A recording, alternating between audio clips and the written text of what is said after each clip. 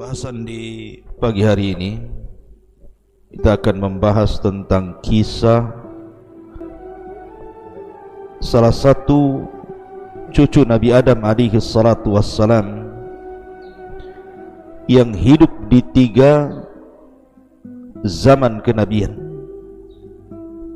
Apakah ini sebuah fakta ataukah hanya sekedar khurafat? Ma'asyiral muslimin yang dimuliakan Allah Azza wa Jal, saya angkat pembahasan ini dari seorang anak putri Adam alaihi salatu wassalam, Unuk bintu Adam ataupun Inak bintu Adam, dan cucu Adam alaihi salatu wassalam Uwaj ibn Unuk atau ibn Inak. Bagaimana kisahnya? Bagaimana terjadi awal perzinahan? Dan siapa Inak dan juga putranya Uwaj ibn Inak ibn Adam ini? Dan apakah benar kisah-kisah yang menyebar di sosmed, sosial media, di internet dan yang semacamnya tentang kisah 2 manusia ini? Apakah memang sebuah fakta atau hanya sekedar khayalan? Mari beberapa detik ke depan kita akan menjelaskan pembahasan yang kita akan paparkan di pagi hari ini. Ma'asyiral muslimin yang dimuliakan Allah Azza wa Jalla, saya mulai kisah ini dengan sebuah cerita. Kita tahu bahwa Adam alaihi salatu wassalam dianugerahi oleh Allah subhanahu wa ta'ala keturunan dari pasangannya Hawa, selalu diberikan anak kembar. Dan Hawa itu melahirkan sampai 20 kali. Setiap melahirkan kembar, setiap melahirkan kembar, sehingga jumlah anak-anak Adam di zaman itu 20 perempuan dan 20 laki-laki. Akan tetapi salah satu turunan Adam alaihi salatu wassalam dari Hawa ini, ada satu turunannya yang aneh sendiri. Dia melahirkan tidak kembar, tetapi melahirkan sendirian. Dan dia seorang wanita, di mana memiliki kedua kepala, satu di bahu kanannya dan satu di bahu kirinya. Dan anehnya lagi, telapak tangannya bukan 10 tetapi 20. Jadi satu telapak tangan itu memiliki 10 jari, dan telapak kirinya juga memiliki 10 jari. Kemudian memiliki kuku yang panjang dan bengkok. Dan namanya adalah Unuk ataupun Inak bintu Adam alaihi salatu wassalam. Ma'asyiral muslimin yang dimuliakan Allah Azza wa Jalla, kisah yang sungguh mengherankan dan juga kisah yang ajaib. Akhirnya Unuk ini oleh ibundanya Hawa dibesarkan. Tetapi setelah kemudian anak wanita Hawa yang lahir sendirian tanpa kembar ini sudah dewasa, rupanya dia termasuk wanita yang melakukan kekejian, melakukan keburukan. Setelah kemudian saudaranya Qabil membunuh Habil, kemudian Qabil pun pasangannya ke lembah, akhirnya beranak pinak di lembah dan menjadi kabilah yang paling rusak di zaman itu. Maka Unuk ataupun Inak ini bergabung dengan Qabil, dan dia wanita yang pertama kali melakukan perzinahan di tengah-tengah kabilah Qabil. Setiap ada laki-laki yang suka dengan dia, maka dia akan mengajak berzina. Sehingga tidak tahu jumlah laki-laki yang sudah berzina dengan dia. Akhirnya Allah takdirkan dari salah satu laki-laki yang menzinahinya hamil dia. Tidak tahu anak yang mana, anak laki-laki yang mana, bapaknya siapa. Yang jelas dia hamil dari perzinahan ini. Ma'asyiral muslimin, dari sinilah kisah awal ternyata dosa zina itu dilakukan oleh salah satu putri Nabi Adam, namanya Unuk ataupun Inak. Bukan hanya itu saja, Nabi Adam alaihi salatu wassalam setelah diusir oleh Allah dari sorga ke bumi dan diajarkan oleh Allah subhanahu wa ta'ala kalimat-kalimat supaya dirinya dan juga istrinya dijauhkan dari syaitan iblis. Akhirnya kalimat-kalimat itu ditulis dan digantungkan di leher Hawa supaya iblis tidak bisa mendekat. Lah oleh Inak ini dicuri kalimat-kalimat itu di leher Hawa ketika Hawa sedang tertidur. Dengan sebab itulah akhirnya dia pun mempelajari ilmu sihir, dan dikuasainya sihir menjadikan dia wanita yang zalim dan suka menyakiti manusia. Ma'asyiral muslimin yang dimuliakan Allah subhanahu wa ta'ala, maka ketika sudah terlalu banyak kerusakan yang dilakukan oleh Inak atau Unuk ini, maka Nabi Adam alaihi salatu wassalam pun berdoa kepada Allah subhanahu wa ta'ala, dan juga istrinya mengaminkan doa suaminya Adam agar Allah menghentikan kekejian kerusakan Unuk bintu Adam ini. Akhirnya Allah subhanahu wa ta'ala utus kepada Unuk ini asadan a'zam minal fil, sebuah singa yang sangat besar, melebihi tubuh daripada gajah. Fahajama 'alaiha, maka singa itu pun menyerang si Unuk bintu Adam ini. Faqatalah, kemudian singa itu membunuhnya. Wa mazzaqa a'dha'aha, menyobek-nyobek, merusak seluruh badannya. Wa arwaha, dan juga ruhnya si Unuk ini dicabut oleh Allah subhanahu wa ta'ala. Ma'asyiral muslimin yang dimuliakan Allah subhanahu wa ta'ala, adapun putranya hasil daripada zina namanya Uwaj ibn Unuk. Uwaj ibn Unuk ini akhirnya tumbuh dewasa,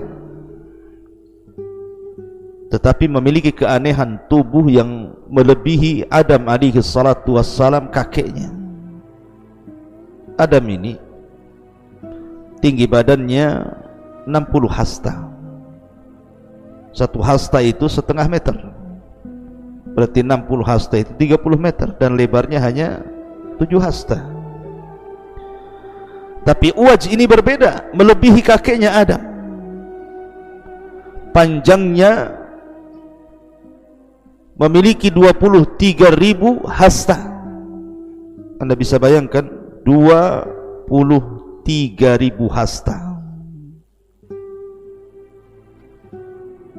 Berapa itu meter panjangnya? Berarti panjangnya itu 12.000 meter lebih, bisa sampai ke awan tuh.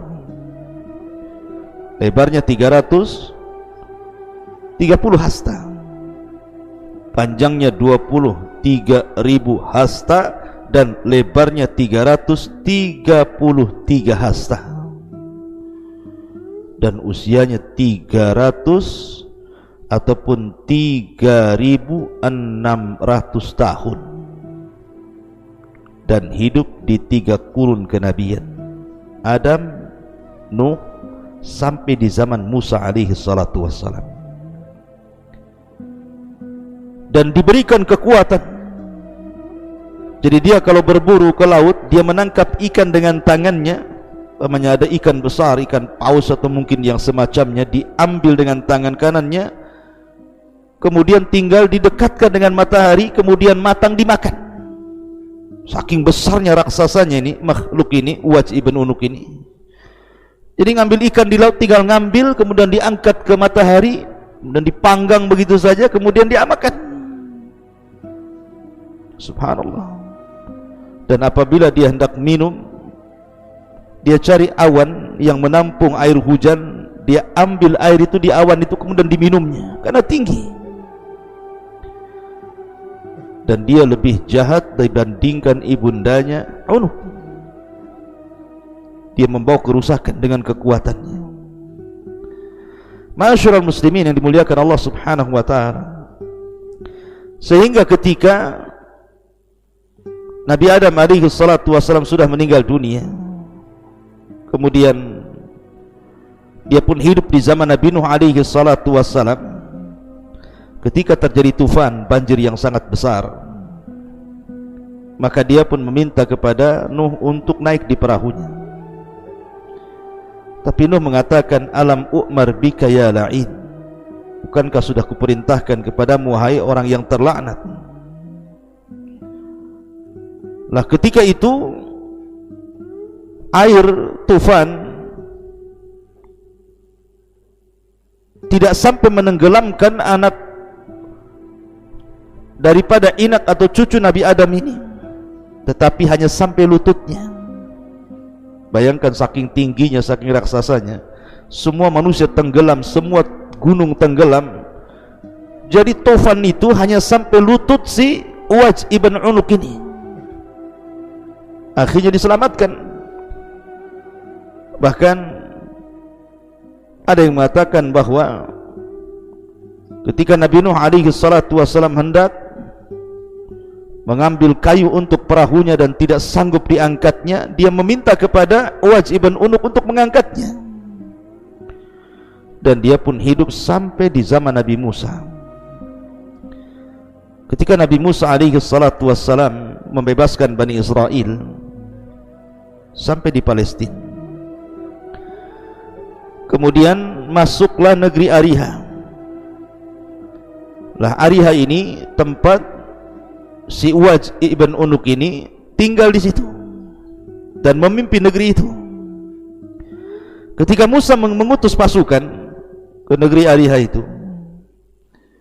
maka Musa alaihi salatu wassalam setelah mengutus itu, pasukan ini tertawan oleh tentara Uwaj ibn Unuk ini sampai diikat.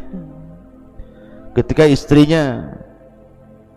Uwaj hendak membunuhnya, istrinya mengatakan, jangan, bebaskan saja, kembalikan dia ke pasukan si Musa itu, boleh jadi dia akan menceritakan kekuatan kita dan mereka takut.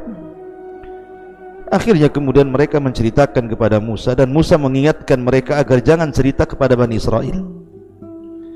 Tapi karena mereka pengkhianat, mereka cerita juga kepada yang lainnya, sehingga seluruh Bani Israel dan pasukan yang hendak menyerang itu ketakutan. Dari sini kemudian mereka mengatakan perkataan yang masyhur, bahkan dicatat dalam Al-Quran, idhab anta wa rabbuka faqatila inna hahuna qaidun. Wahai Musa, kalau engkau hendak perang sana, ajak Tuhanmu perang berdua, kami duduk-duduk di sini. Buat apa kami harus menghadapi raksasa itu?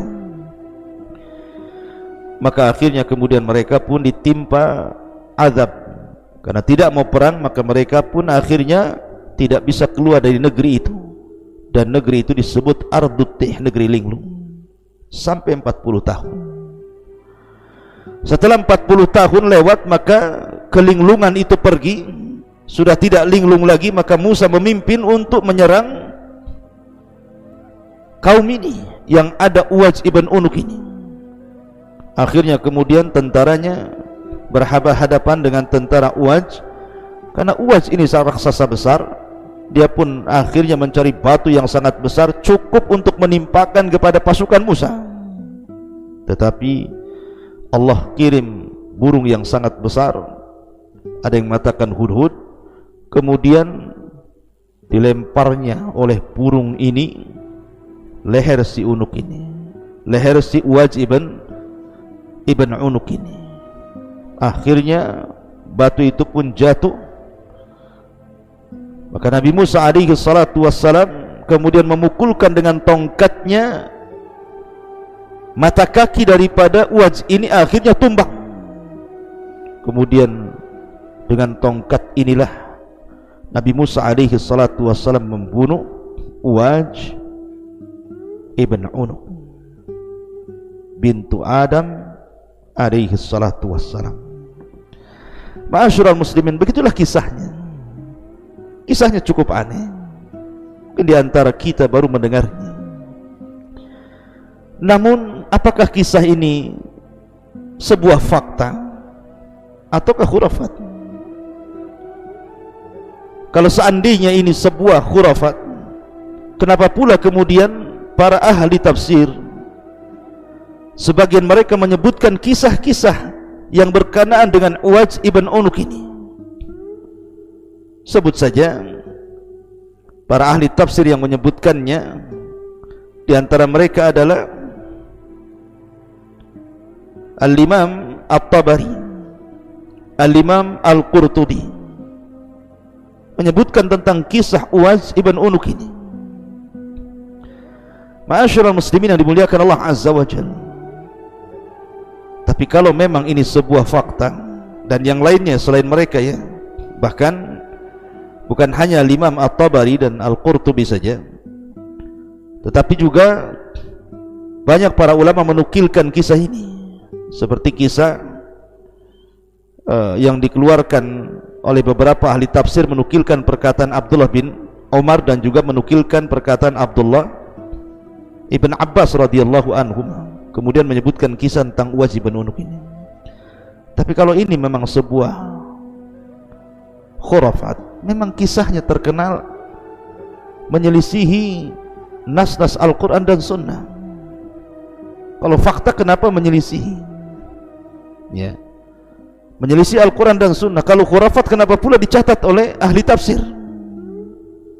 Tapi kisah ini dekat dengan khurafat dibandingkan dengan fakta, karena jelas menyelisihi Al-Quran, menyelisih sunnah Nabi SAW. Bukankah Allah subhanahu wa ta'ala mengatakan, wa qala Nuhun Rabbi la tadar alal ardi minal kafirina dayyara. Berkata Nuh, ya Rabb, jangan kau tinggalkan di atas permukaan bumi ini orang kafir, melainkan kau musnahkan, kau hancurkan. Dan Allah mengatakan, fa anjaynahu wa man ma'ahu fil fulkil mashhun thumma aghraqna ba'dul bakin. Kami selamatkan bersama Nuh di dalam perahu itu, dan kami tenggelamkan yang lainnya. Artinya yang selamat itu hanya keluarga Nuh. Kenapa pula kemudian Uwaj ibn Unuk ini selamat sampai hidup di zaman Nabi Musa, menyelisih Al-Quran?